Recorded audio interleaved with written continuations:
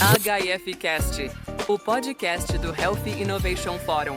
Seja muito bem-vindo, seja muito bem-vinda. Nós falamos diretamente do Health Innovation Forum, que acontece aqui em Goiânia, numa estrutura espetacular. Para você ter ideia, foi montado um estúdio de podcast dentro do evento para receber players do mercado, para receber autoridades, para receber muita gente importante. Agora, do que nós estamos falando aqui? A gente está falando de saúde, a gente está falando de atendimento. A Hospicom, organizadora desse evento, está trazendo um debate pioneiro e totalmente fundamental, não apenas para o nosso estado de Goiás, mas para o Brasil inteiro.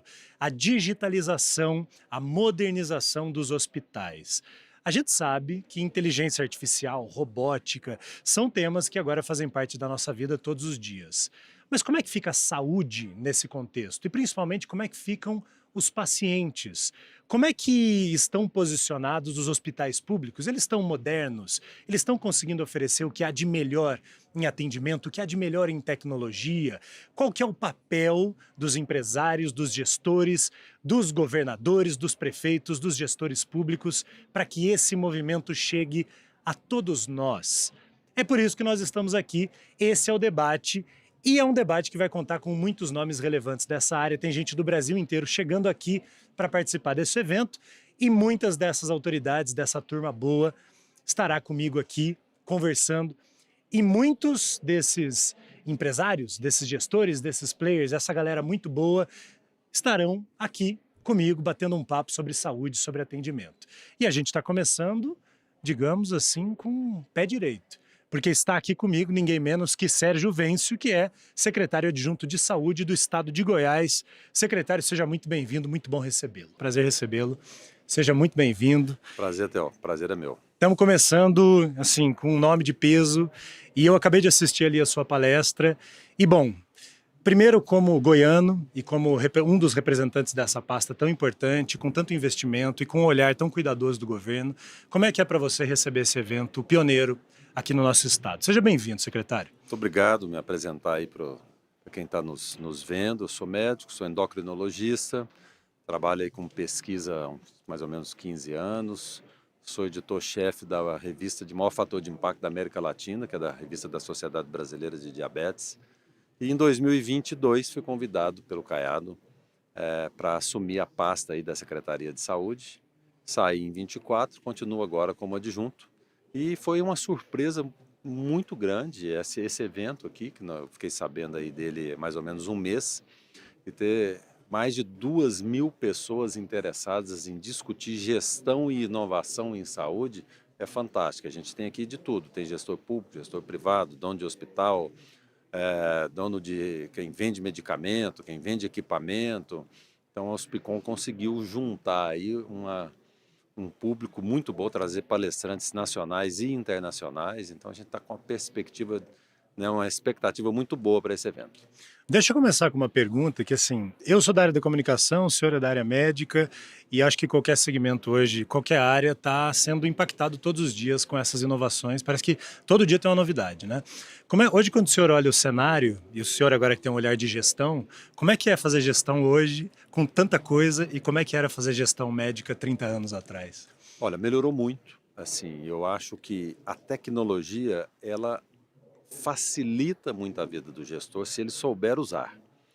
Uma coisa que o governador me pediu quando eu entrei na pasta foi trazer absoluta transparência para todos os dados da secretaria. Eu concordo muito com a frase da Margaret Thatcher, que ela fala o seguinte, que o governo não tem dinheiro. Não existe dinheiro público. Não existe essa coisa do governante chegar lá e falar assim, eu fiz, ele não fez nada.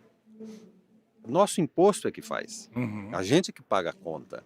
Então, a saúde, o estado de Goiás arrecada aí 32, 35 bilhões por ano. Esse dinheiro diminuiu aí nos últimos anos, a gente vem passando por uma recessão econômica importante. E a saúde fica com 15% desse gasto. É muito dinheiro, 5 bi que a gente vai aplicar. E ainda não é suficiente, então a gente tem que aplicar bem. Então, como é que você vai fazer gestão? Em primeiro lugar, se você não conhece seus dados. Não tem como você pegar mais de 60 sistemas operacionais diferentes, 7.000 funcionários, 25 unidades hospitalares e você não aprofundar nesses dados sem tecnologia. Então essa discussão que está sendo feita aqui hoje, como é que vamos usar a tecnologia, que sistema de gestão vamos usar, como é que a inteligência artificial entra nisso, onde que a gente tem que alocar o dinheiro, porque não dá para colocar dinheiro em tudo, ela é fundamental. E para o Estado, então, é mais ainda.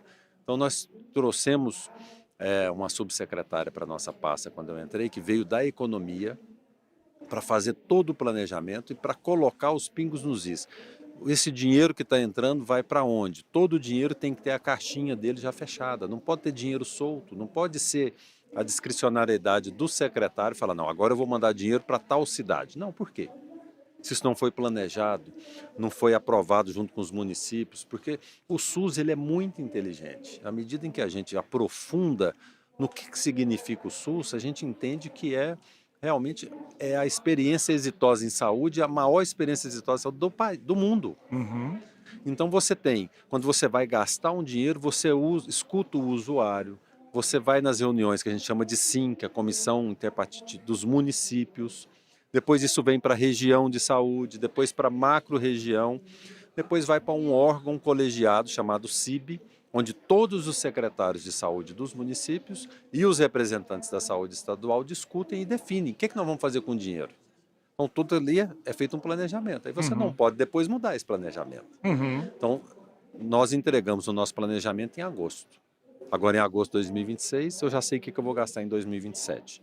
Pode ter uma ou outra mudança, por uma emergência, uma epidemia, um dinheiro extra que entra, que a gente sempre espera que entre, seja do Ministério da Saúde ou uma emenda parlamentar, mas o grosso, 99% do dinheiro, ele já está na caixinha certa e tem que cumprir aquilo. Aí a gente consegue fazer uma coisa de qualidade. Para a gente traduzir um pouco, quando a gente fala de gestão, né, parece que é um nome feio, né? Assim, é frio. Não é que é feio, é frio. Mas aí a gente tem dados assim que mostram que, na verdade, falar de gestão, né, secretário, é falar de possibilidade de trazer um atendimento mais humanizado.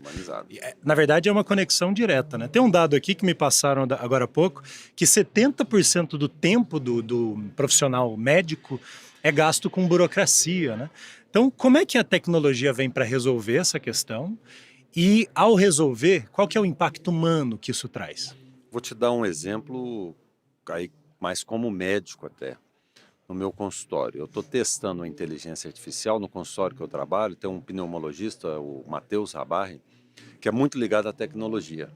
E ele está desenvolvendo a inteligência artificial lá para a clínica, que em primeiro lugar ela faz uma transcrição do que eu estou conversando. Então você vai lá vai consultar comigo.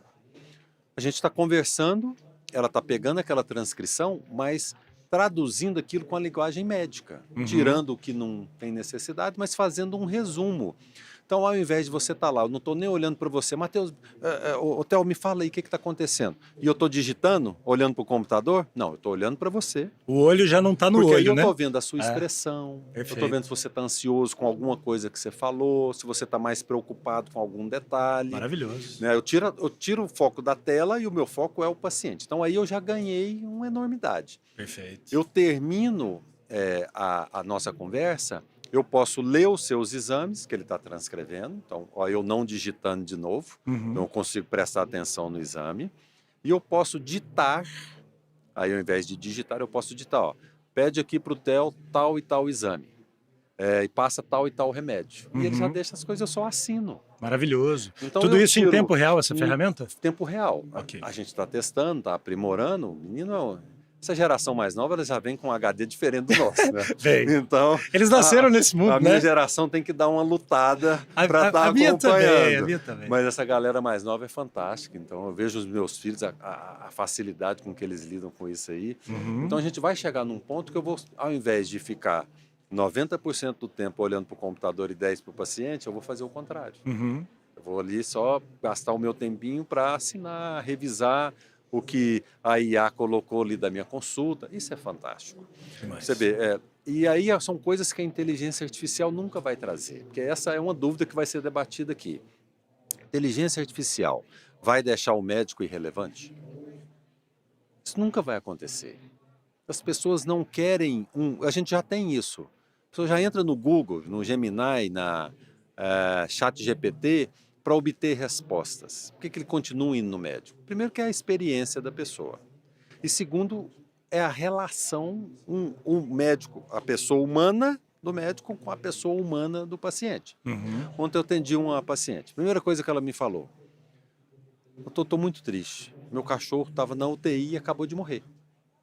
Nada a ver com a consulta, mas importante para ela. Eu fico imaginando qual que seria a resposta da inteligência artificial para ela, de um robô que estivesse ali atendendo, né? Aí nós fomos conversar de cachorro. Eu adoro cachorro. Depois voltamos Encontrou o para a cara consulta. certo. E voltamos para a consulta. Então eu acho que isso, sabe, o apoio que o paciente procura no profissional da saúde, não, aí, né, vamos para o psicólogo, nutricionista, médico, enfermeiro, todo mundo, ele nunca vai existir fora dessa relação humana. Então é pegar a tecnologia e fazer isso melhorar a nossa relação humana, como você colocou muito bem.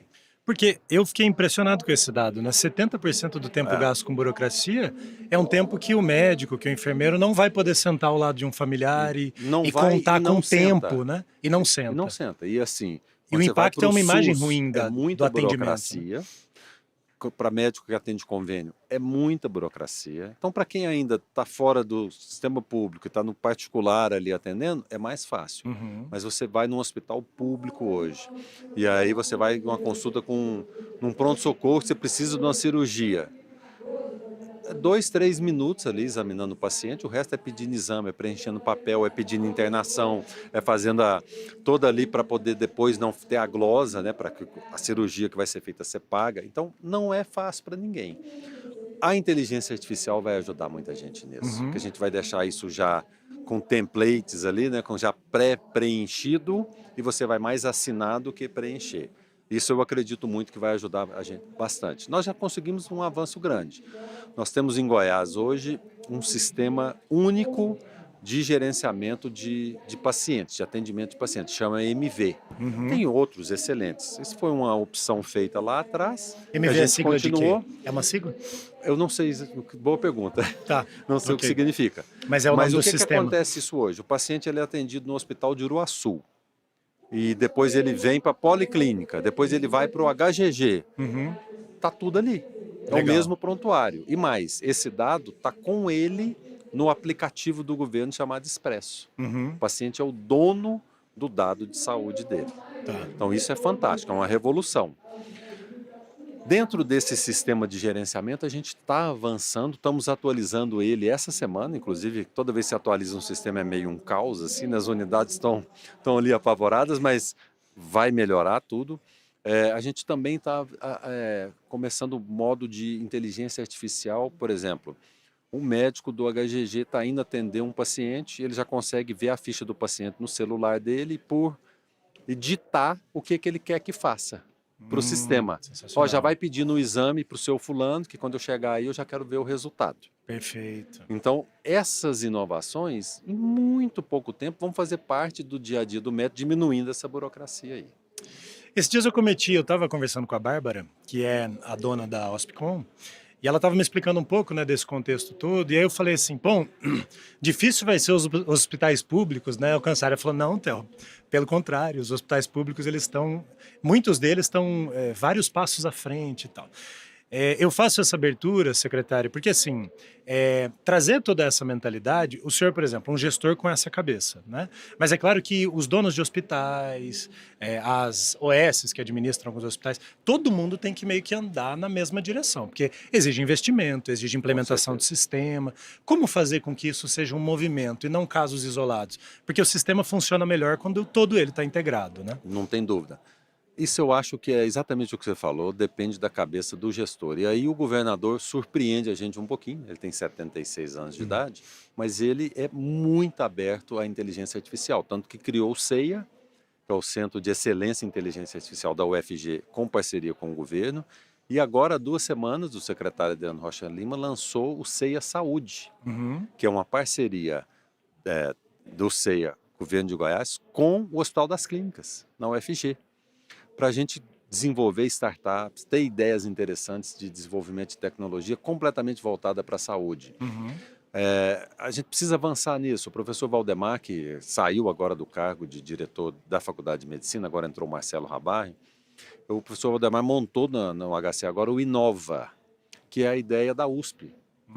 A USP movimentou quase 2 bilhões de reais ano passado, com pesquisa e startups. É tipo incubadora, né? Incubadoras, Ok. exatamente incubadoras, só que em todas as áreas. E o professor Valdemar está trazendo isso para o Hospital das Clínicas, fazer um Inova de saúde. Então você tem lá uma ideia que você acha que pode dar certo. E você vai para lá, você tem um patrocínio do governo, você tem um patrocínio da universidade, e você entra com 30% do recurso para Legal. desenvolver uma ideia. E depois todo mundo ganha. Hoje a USP sustenta as suas pesquisas e é a maior universidade do país, grande parte devido ao Inova, porque o financiamento público cada vez cai mais. As universidades estão sendo sucateadas porque falta verba para pesquisa. Você pega a Universidade de Atlanta, eles fizeram um acordo lá atrás com a Coca-Cola. A Coca-Cola resolveu doar algumas ações, milhares de ações, para a Universidade de Atlanta. Hoje, todas as pesquisas são financiadas por royalties das ações da Coca-Cola. Genial. Genial! Então, essa parceria público-privada, se ela não acontecer, a gente não vai evoluir. Perfeito. No Estado, a gente viu isso, né? O professor Anderson é um gênio, que coordena o CEIA Saúde, coordena a parte de inteligência artificial da Universidade Federal, vai estar aqui no evento. Legal. Tem que entrevistá-lo, é um cara Iremos. muito acima da média, mas muito acima da média, uma cabeça privilegiada. E a gente tem que abrir o Estado, o público, né? O setor público, seja prefeitura, estado ou nível federal, para essas parcerias com o privado, no sentido, gente, vamos fazer um ganha-ganha. Nós temos que parar com essa coisa do pudor do dinheiro. Faça o seu controle, o seu monitoramento, para que a coisa seja ética, seja bem feita. O setor privado tem que parar de olhar para o governo como uma oportunidade de enriquecimento ilícito, isso tem que parar de existir, isso é Ganho de cafona licitação. pra caramba. Isso né, pelo amor de Deus, gente, as pessoas estão morrendo por falta de atendimento de saúde. Então não cabe isso mais. E o governo tem que parar de olhar para o privado como uma coisa que ele não pode chegar perto. Não. Vamos Perfeito. fazer parcerias inteligentes e éticas e todo mundo ganha. Você quer desenvolver uma patente. Nós vimos agora o caso do Ozempic, a canetinha para emagrecer. Que vai abrir o patente no Brasil, né? Mal lançou, já perdeu a patente. Porque o nosso INPI é uma loucura. Ao invés de incentivar o desenvolvimento de patentes, cria todas as dificuldades. Demora, então, você né? pega pesquisadores de universidades que têm ideias maravilhosas, morrem com ela na mão. Sim. Por Registro conta de disso. marca é uma coisa que demora um século, enfim. Não é Então, fácil. o que o senhor está me dizendo é que assim, não tem solução independente, né? Não adianta Não a gente achar que o Estado vai cuidar de tudo. Então, o que tem que haver é um gestor como o senhor, como o Ronaldo Caiado, que consegue fazer uma ponte Fazer entre ponte os e governos fazer parcerias. e os empresários. Vou te dar um exemplo. Nós temos hoje, o Sandro Mabel vive uma situação muito difícil na saúde, porque pegou uma saúde absolutamente sucateada e sem nenhum hospital. Tirando as maternidades, ele não tem um hospital dele, da secretaria, da prefeitura, que ele possa internar os pacientes dele.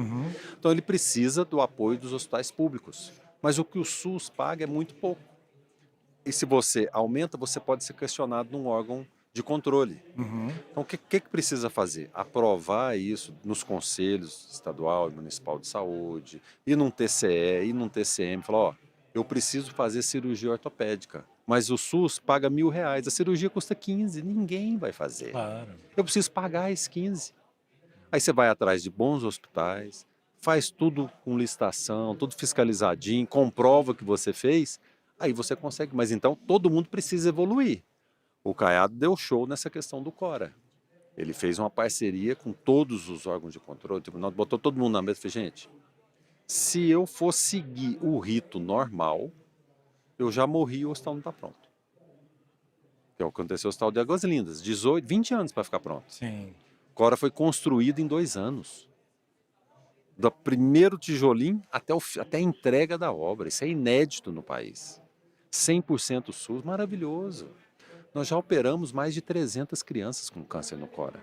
Entendeu? Já? Já operamos. A Que legal. demanda estava extremamente... Neurocirurgia, com o doutor Paulo Ronaldo, que é professor da Universidade Federal, é o nosso cirurgião lá. Super reprimido uma demanda. Super reprimida a demanda. E porque o Araújo Jorge, coitado, não dá Não conta da aguenta. demanda. Você chega lá sempre cheio. Ele que tocou toda essa questão do câncer aí no estado a vida inteira. Sim. Então, agora, pelo menos na área infantil, ele tem essa ajuda. Mas precisa dessa visão e da parceria com o privado. Então, trouxe a Fundação Pio XII, que cuida lá do Hospital de Barretos. Você vai fazer a construção, a gestão, acelera aí, filho. Eu tenho um dinheiro e você manda bala. Deu certo. Então, a gente precisa replicar isso em outras iniciativas.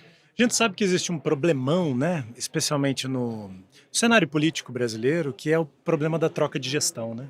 Porque vem toda uma mentalidade, né, que leva anos para ser construída. E isso eu falo de maneira totalmente apartidária, né?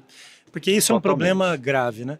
Então, diante disso, a gente se aproxima do fim de uma gestão, né, que de 8 anos, do governador Caiado, está no último ano, né? O que a gente pode esperar para essa transição?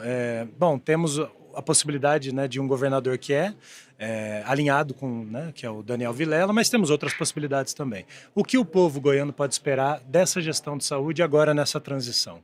Você tocou num ponto que é, assim, talvez o mais grave da gestão pública, principalmente num país polarizado. Sim. Então, quando você tem a situação de sai um político de direita, entra da esquerda e o contrário, meu Deus, é um caos. Mas às vezes os dois de esquerda, os dois de direita. Porque aí você tem que... Parece que eles sentem a necessidade de falar que tudo que o outro fez não presta. Eu que fiz isso. Agora não, agora vai dar certo, porque agora eu estou fazendo. Isso é uma bobagem, né? A gente tem que ser mais humilde nesse trato aí. Aqui em Goiás, Daniel Vilela agora assume dia 1º de abril, ele vem falando que não vai haver trocas, a não ser de pessoas que vão sair para ser candidatos. Então a gente espera um fluxo tranquilo aí nessa transição inicial.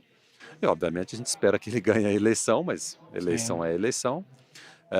E que a gente continue com essas propostas que foram implementadas por Caiado aí na saúde, da regionalização, porque nós chegamos num ponto, o que a população precisa entender?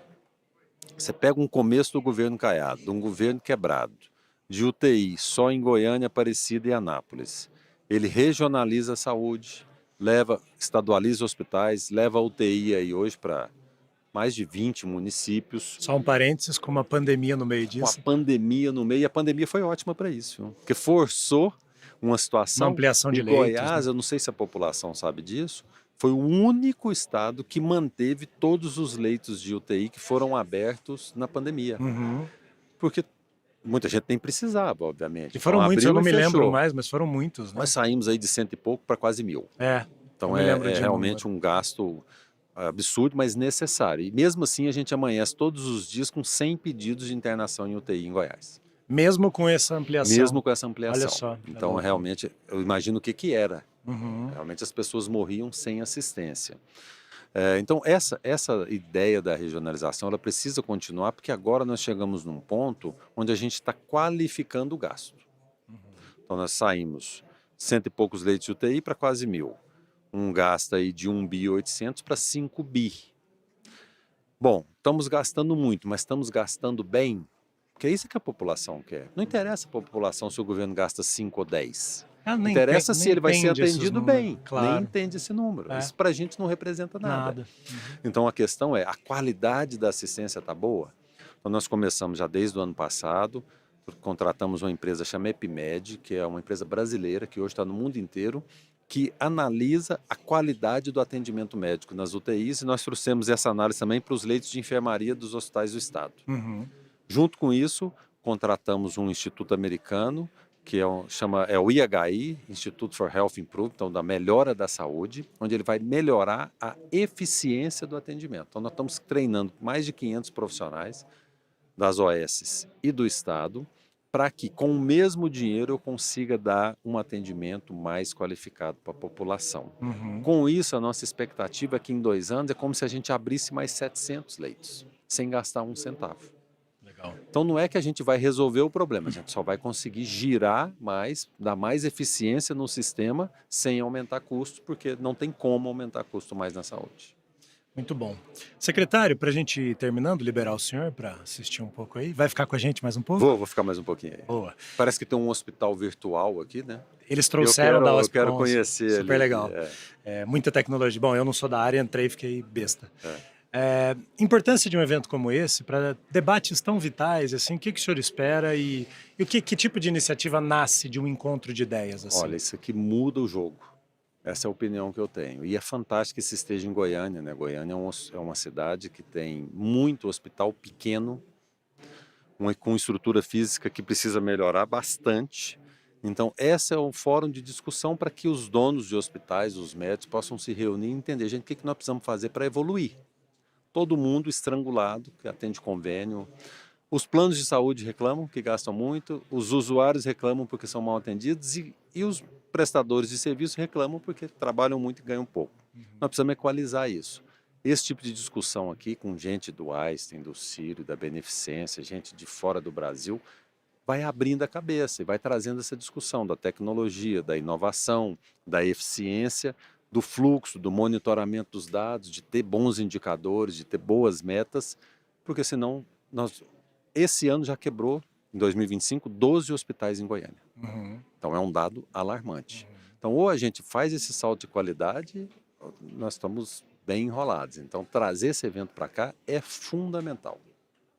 Olha, agradecer demais, viu, secretário? Abrimos aqui com chave de ouro. Muito obrigado, eu que agradeço. Muito bom recebê-lo. Em nome do Health Innovation Forum, te agradeço muito por estar aqui com a gente, compartilhar tantos conhecimentos. Obrigado. E a gente vai se vendo aí. Com certeza. Obrigado, Theo. Prazer conhecê-lo. Melhor. Prazerzão. Valeu. Até a próxima. Ó, a gente está só começando. Tem muitos convidados, são 2 dias de programação, muita gente qualificada para falar sobre tecnologia, sobre atendimento, sobre gestão hospitalar. Então se liga que tem muita coisa vindo por aí. A gente se vê no próximo episódio desse podcast que começou assim, ó. Imagina o resto. A gente se vê. HIF Cast, o podcast do Health Innovation Forum.